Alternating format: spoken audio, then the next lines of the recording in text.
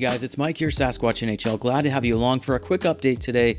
I wanted to talk about the Seattle Kraken and their roster going into the opener for the regular season, starting out on the road, of course, in Anaheim tomorrow night. That's Wednesday, October 12th. And they made their final roster adjustments here heading into that game, getting down to that 23-man limit, as all the teams across the league have to do the same. So I kind of put this together based on the reports coming out of camp and the roster released by the team today. Just kind of my best guess of where I see the lines and the players slotting in tomorrow. There is a couple of questions. We do have Daniel Sprong, who's dealing with immigration issues, it sounds like.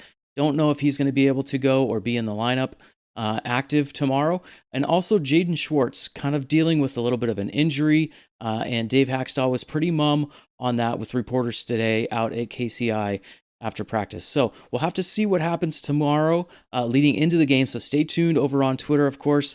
You can catch me over there at Sasquatch NHL. And if this is the first time dropping by here, be sure to hit that like or subscribe button. It does help me grow the channel and keep these updates coming to you guys. Anyways, thanks for dropping by. Let's take a look at these line combinations. I threw the graphic together. Going to try to keep these lineup cards updated throughout the year.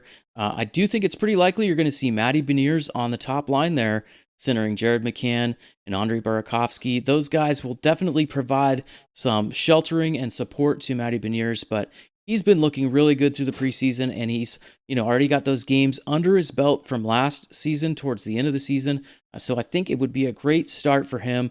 Just really, get thrown into the fire a little bit, top line minutes, and see how he does. Second line, you've got Winberg kind of slotted in there at center, Gord on his wing, the alternate captain there, of course. Gord could also slide into the center position, maybe on the third line.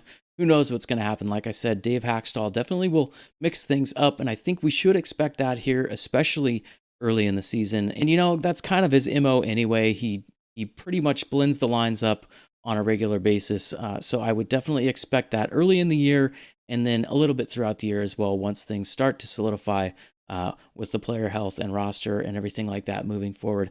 A couple of notes. We did have Jonas Donskoy put onto IR there, joining Chris Driedger. So those two guys are going to be on the shelf for a little while.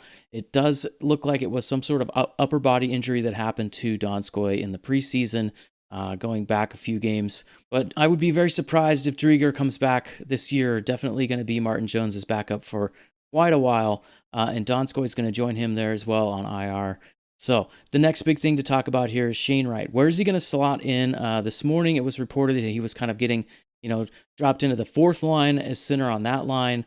In this projection that I have here, he's on the third line, flanked by Donato on his left and Eberle on his right. I actually really like him on the third line to start things off. Kind of go from there, let him get his, get some experience under his belt with real minutes in the regular season, adjust to the speed, and just kind of see how things go from there. I'd be okay with him getting fourth line minutes, early in the season, but I really would like to see him getting comfortable on the third line with a little bit better supporting cast, like Donato, like Eberle, like, the different types of players that you can put alongside him to complement. It was kind of nice seeing him with Jaden Schwartz a couple times, and even getting some top line minutes in the preseason. So we'll see. Got to give the young guy time to get comfortable, develop, maybe a little power play time here and there, but and it looked like they were also using him on the penalty kill as well during practice.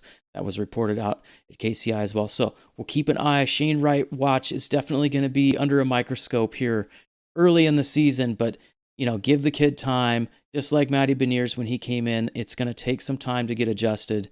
Beniers had that pretty quick success, getting some goals and scoring some points early on there. Right when he started off at the end of last season. But Shane Wright, a totally different player. He does have that elite level snipe and release, but he's more of a two-way player, a responsible player like we've talked about in some prior updates. Anyway, so let's see how things shake out. We do have some questions moving forward, so be sure to turn on your alerts here on YouTube and follow me over on Twitter for all the latest updates. I try to get that information out to you guys as it comes through my feed as well. Lots going on here in the lead up to Season 2 for the Seattle Kraken. Really appreciate having you guys. If you want to tune in for post-game rapid reaction, I'll be live tomorrow night after the game. And this weekend, keep your eye open. Another Morning Cup of Kraken coming to you this Saturday for the home opener at Climate Pledge Arena in Seattle. Guys, have a great day. We'll talk to you soon. Go Mariners.